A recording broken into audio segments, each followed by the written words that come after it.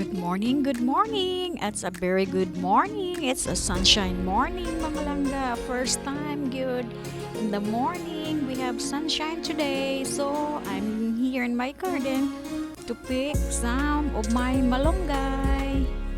I'm cooking some healthy food today, mga langga, because it's my off day. And then, I'm trying to get some leaves of malunggay before the rains come out because we have a weather forecast today around 40 to 60 chances of rain again today, so it's only a matter of hours. So now it's okay kasi nga naman may sunshine pa, but later on we're going to have a heavy rain and we have a big flood again.